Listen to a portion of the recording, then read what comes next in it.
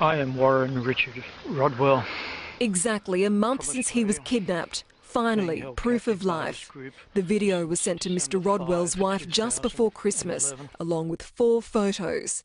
The 53-year-old appears thin, exhausted, and is nursing a wounded hand.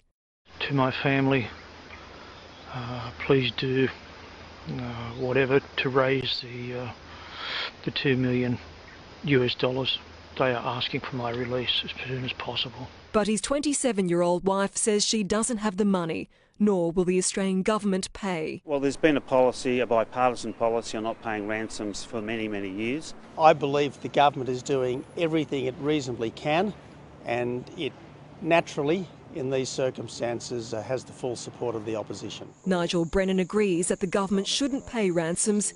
Even so, he knows the horrors Mr. Rodwell is going through. For him, there will certainly be that fear and the constant belief that you're going to be killed. Nigel was held hostage by Somali militants for 15 months. For 10 of those, his family worked with the government before turning to a private ransom company. 4 months later, Nigel was released.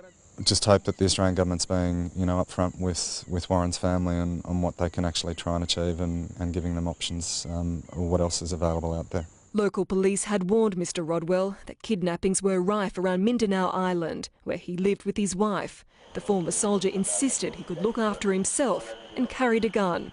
It's believed his captors are Abu Sayyaf, a militant Islamic group with a record of kidnappings and beheadings. But experts believe there is hope.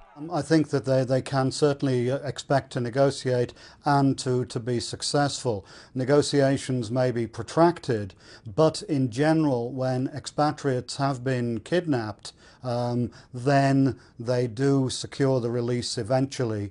The government insists it's doing everything it can, working with local authorities. To the Australian Embassy here in the Philippines, this is your constituent appealing for his life, his safety. But the agonising wait for freedom continues. Peter Jane Madam, World News Australia.